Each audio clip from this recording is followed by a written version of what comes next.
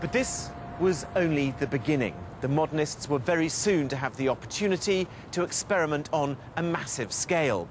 The Second World War destroyed the centres of many British towns and cities, and they would, of course, need rebuilding.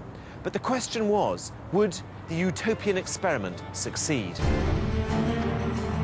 Between 1939 and 1945, 74,000 tons of high explosive rained down on Britain. Hitler's aim was twofold: to cripple industrial towns, but also to demoralise the population by destroying historic buildings and landmarks.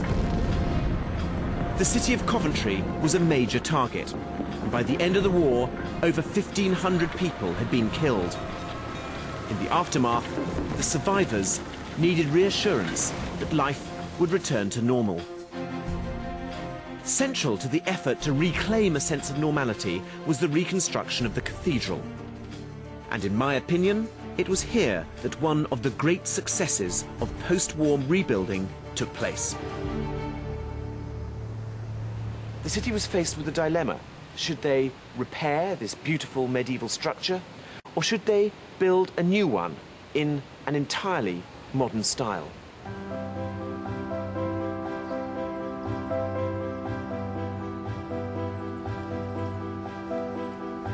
Designed by the Scottish architect Sir Basil Spence and opened in 1962, it is one of the greatest modern buildings, evolved from a 1,000-year tradition of cathedral building.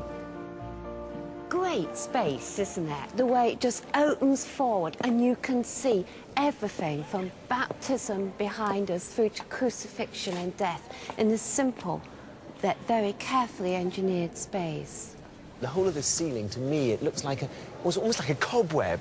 Well, it's based on the eyes of a fly, blown up using latest modern microscopes in the 50s. Yet it's also essentially quintessential Gothic fan vault. It's got that feeling that you could be in a medieval cathedral almost. Well, this is what this church is all about. It's about compromise, it's about bringing tradition and modernity together. And you see that in the simplicity of the art as well as in the structure. I love the baptistry, I love this stained glass, and I love the... It's the sun, isn't it? This great big thing here. It's the east sun rising over the very simple hewn font that's just a stone from Bethlehem. It's almost like a medieval building built for illiterate people. It's very much a people's cathedral. People paying for this building out of their own pockets. Spence did fantastic amount of lecturing to raise money from ordinary people for this building when the church and the city council weren't very forthcoming.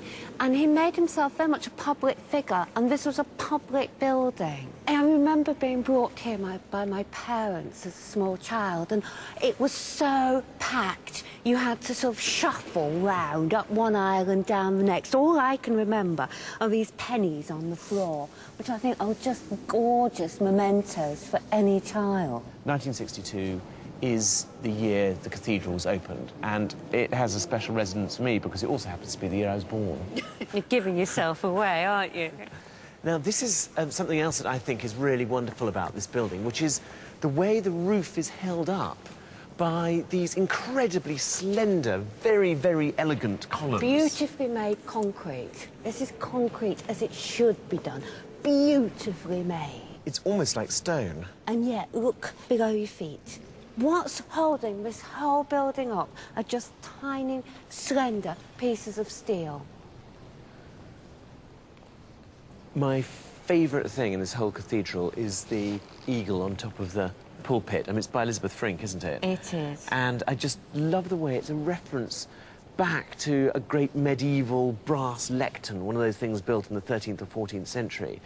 But it's so modern, it's so beautiful. It's there, poised up to fly into the congregation with the word of God.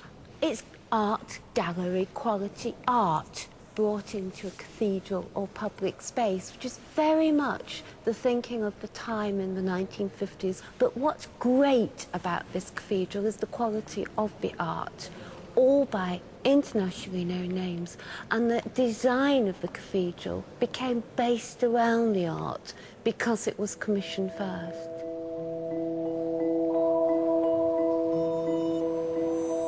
Although superficially there isn't much connection stylistically between the burnt-out ruin of the old cathedral and Basil Spence's gleaming new cathedral, I think in reality there is, because what Spence created was recognisably in the tradition of the great medieval cathedral builders.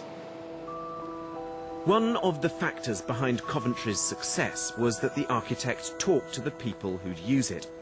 In fact, a large proportion of the funding was provided by the people of Coventry. But in post-war Britain, that was the exception rather than the rule. I think the